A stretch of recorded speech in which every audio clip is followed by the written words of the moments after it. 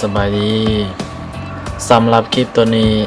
ก็จะมาสาธิตวิธีการย้ายข้อมูลต่างๆในเครื่องเก่าไปยังเครื่องใหม่เนาะตัวอย่างว่าตัวนี้ตัวเบื้องขวามือนี่เป็นเครื่องใหม่เครื่องที่ซื้อมาเมื่อใหม่เนาะแล้วเบื้องซ้ายมือนี่เป็นเครื่องเก่าทีนี้วิธีเฮาสิย้ายนี่ยากหรือง่ายก็จะถ้าว่าภายเบิงวิดีโอนี้ก็สามารถย้ายโดยตัวเองได้เลยเนาะโดยที่ว่าย้ายตัวที่จะย้ายมานี่มันสามารถย้ายได้ทั้งเบอร์โทรรูปภาพวิดีโอ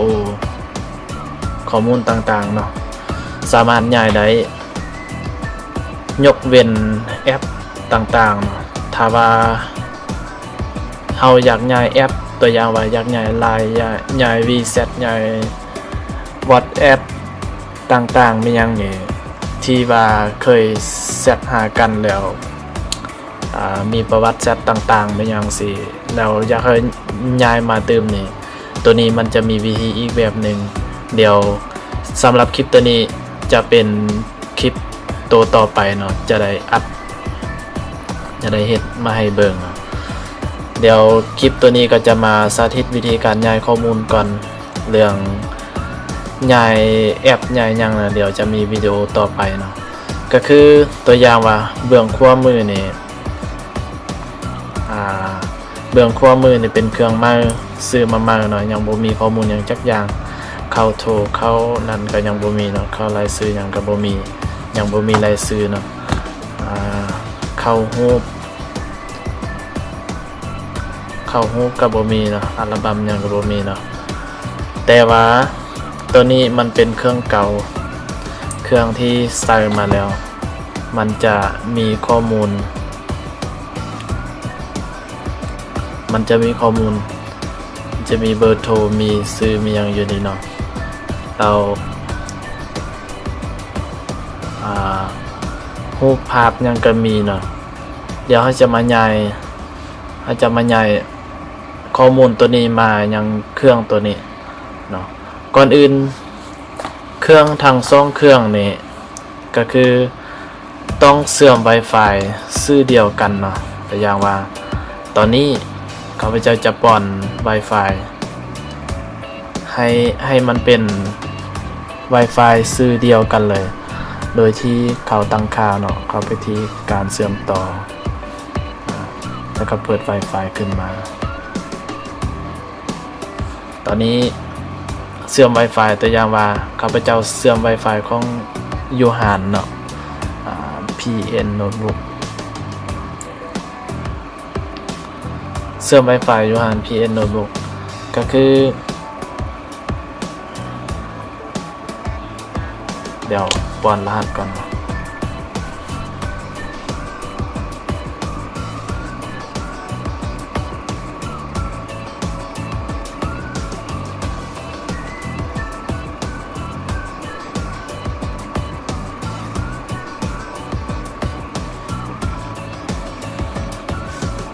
โอเค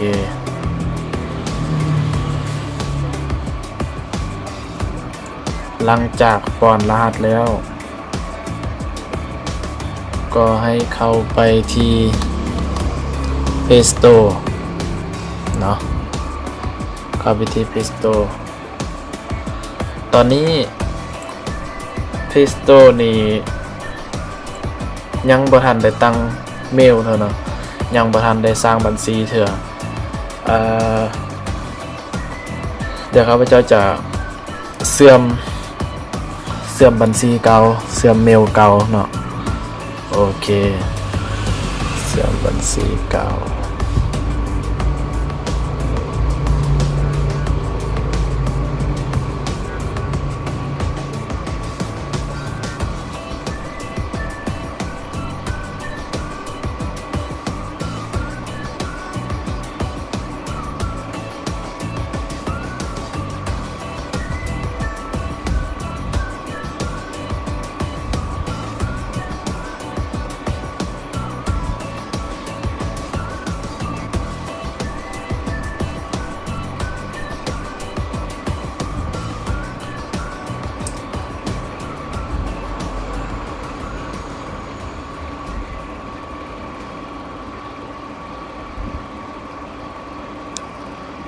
ถ้าใครมีเมลก็ถือว่าสามารถดาวน์โหลดเลยเนาะแต่โทรศัพท์เครื่องนี้ยังบ่ได้ตั้งเทื่อ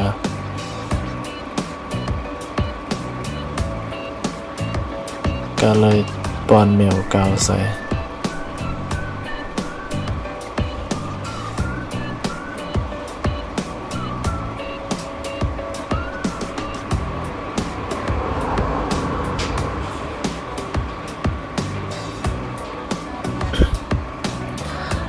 บ่มีแต่ Samsung เนาะก็คือทุกรุ่นทุกยี่ห้อเลยบ่ว่าจะเป็น Android หรือว่า iOS จะเป็น Android ทุกรุ่นหรือว่า iPhone เนาะสามารถย้ายได้แบบง่ายๆเลยซึ่งซื้อแอปมันจะเป็นตัวภาษาอังกฤษเนาะซื้อแอปชื่อว่า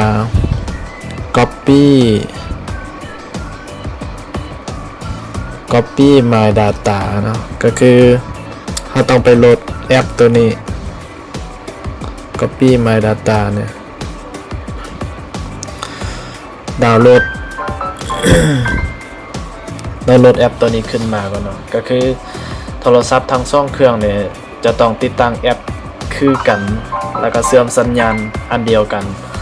แต่อย่างว่าตัวนี้ก็ต้องเชื่อม Wi-Fi ตัวนี้ก็ต้องเชื่อม Wi-Fi โดยที่ว่า Wi-Fi เนี่ยต้องเป็น Wi-Fi ชื่อเดียวกันบ่แม่นว่าตัวนี้เชื่อมอีกเครือข่ายหนึงตัวนี้เชื่อมอีกเครือข่ายหนึงบ่ได้เนาะต้องเชื่อมเครือข่ายเดียวกันสัญญาณเดียวกันจึงจะสามารถทำการย้ายข้อมูลได้เบื้องนี้โหลดแล้วแต่ว่ายังเบื้องสงสัยมันจะมีการอัปเดตมันก็เลยเฮ็ดให้ช้าๆ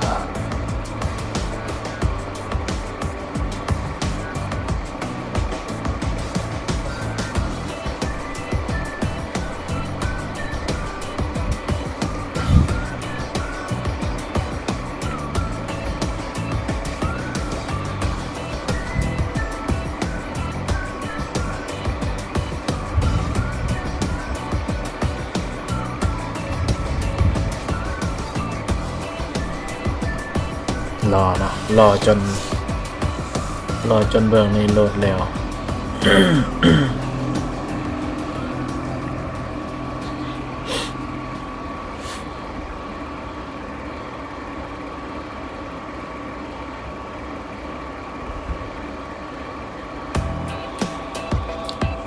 Wi-Fi อยู่หันก็ซ่า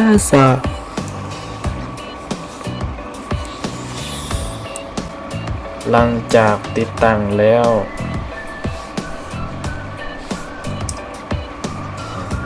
เข้าไปที่เปิดได้เลยเนาะเปิดเบิ่งนี่ก็เปิดสังเกตเบิ่งมันจะคือกันเนาะมันจะมีคำว่า next ทั้งลุ่มนะให้กด next คือกันเลยกด next ตัวนี้คือกด next แล้วสังเกตเบิ่งเบื้องเทิงเนี่ยให้เลือกตัวที่ว่าบรรทัดตัวทำอิฐแล้วเนาะเลือกตัวทำอิฐเข้าไปตัวทำอิฐเนาะหลังจากนั้นให้เลือกเบื้องขั้วมือก่อนถ้าว่ามันขึ้นแบบนี้นะ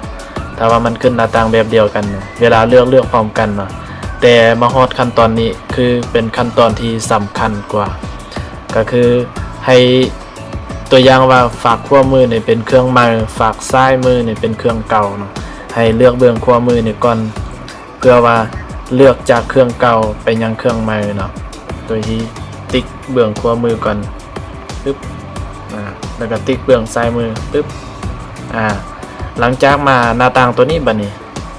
เนาะหลังจากมาหน้าต่างตัวนี้ให้เลือกเบื้องซ้ายมือบัดนั้นนะเพื่อว่าทำการ copy เบื้องซ้ายมือเนี่ยเนาะเพราะว่าเบื้องซ้ายมือเนี่ยเป็นเครื่องเก่าเบื้องขวามือเนี่ยเป็นเครื่องใหม่ก็เลือกตัวเบื้องซ้ายมือก่อนเนาะปึ๊บแล้วเบื้องขวามือเนี่ยมันจะให้ป้อนรหัสเพื่อยืนยันทำการcopy จากเครื่องเก่าไปยังเครื่องใหม่โดยที่ว่ารหัสมันโซตัวนี้เนาะรหัสมันโซทุกครั้งนะมันจะบ่คือเก่ารหัสตอนนี้นี่ก็คือ6397เบื้องขวามือกับป้อนรหัสเลย6397หลังจากป้อนรหัสแล้วให้กด next เนาะกด next แล้ว เบื้องซ้ายมือมันจะโซ่ขึ้นมาว่าselect data ก็คือมันจะถามว่าเราจะเลือกต้องการเลือกหมดหรือเปล่าก็คือมันจะมี contact มี calendar มี photo video เนาะส่วน contact จะเป็นรายชื่อเบอร์โทร calendar จะเป็นปฏิทินต่างๆไม่อย่างเนาะตัว calendar เนี่ยบ่เลือกก็ได้มันบ่จำเป็นเนาะแต่ถ้าว่าบางคนบ่อยากย้ายวิดีโอเนาะวิดีโอมันอาจจะมีความจำหลายมันก็เลยเฮ็ดให้เครื่องในการย้ายนะเฮ็ดให้เวลาย้ายนะช้าก็แล้วแต่เนาะแต่ถ้าข้อมูลยังบ่หลายหรือว่าข้อมูลหลายเสียดายอยากเอาไปเครื่องใหม่หมดเลยก็สามารถเฮ็ดได้โดยที่ว่าเลือกหมดเลยตอนนี้ข้าพเจ้าสาธิตนี่ก็คือจะเลือกหมดเลยเพราะว่าข้อมูลก็บ่ได้หลายเนาะก็หลังจากเลือกมาแบบนี้แล้วไอ้ตัวที่เราบ่ต้องการเลือกเราก็ติ๊กออกก็ได้เนาะโดยที่ไปกด next เบื้องซ้ายมือเลยปึ๊บเนาะมันจะทำการส่งข้อมูลเลยคือตอนนี้นี่ contact เนี่ยมันจะโชว์อยู่ในว่า300รายชื่อก็คือเบอร์โทรนั่นเองหลังจากเบื้องในส่งเบื้องนี้ก็จะเป็นตัวฮับข้อมูลก็คือมันจะส่งไปแต่ละแถ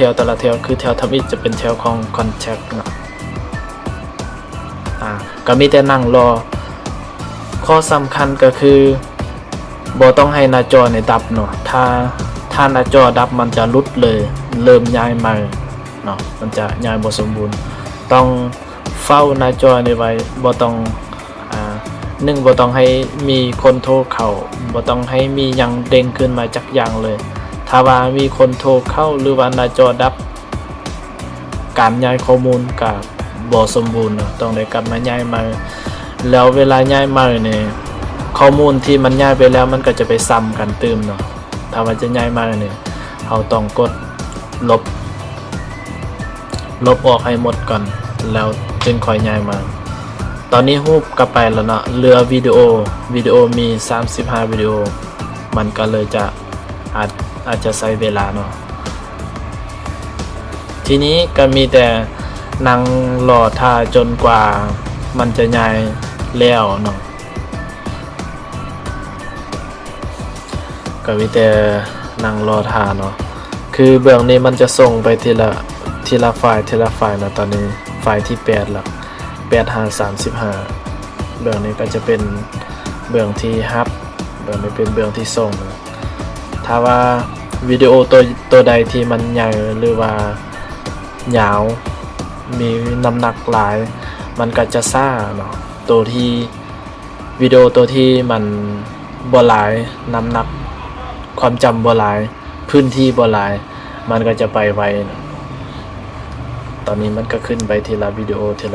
นะมันเริ่มส่งไปหลังจากครบ35ปึ๊บมันก็จะส่งมาเลยเรื่องนี้ก็ครับ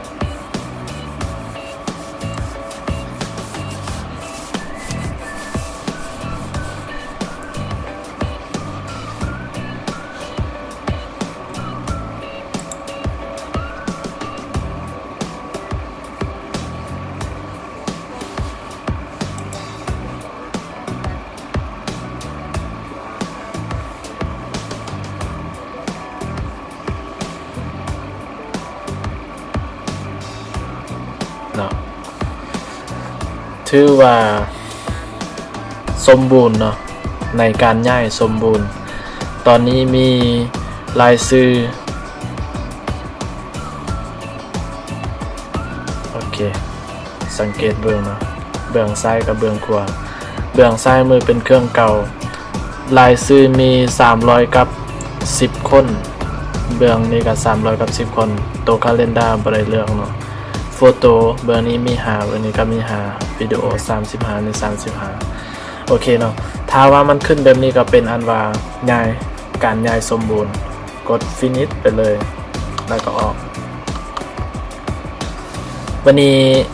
ไปเบิ่งข้อมูลว่ามันไปแท้บ่เนาะก็คือโดยที่เข้าไปเช็คก่อนเข้าไปที่เครื่องหมายโทรเนาะมันก็จะมาแบบนี้เลยเนาะคือกันเลยเป๊ะเบอร์นี้ชื่อตัวนี้เป็นเบอร์โทรเนาะข้อมูลเบอร์โทรเข้าไปเบิ่งรูปบัดนี้อันนี้รูปตัวเก่าทั้งรูปทั้งวิดีโอเนาะมันจะมีโซนส่วน อีกด้านหนึ่งที่เป็นเครื่องไม้มันก็จะมาแบบนี้เนาะอันนี้เป็นอัลบั้มให้เลือกที่รูปภาพให้มันคือกันเลย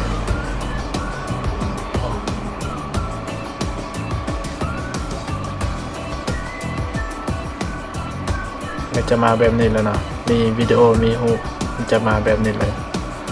เนาะโอเคสำหรับคลิปนี้ก็ขอจบเพียงเท่านี้ก่อนเนาะ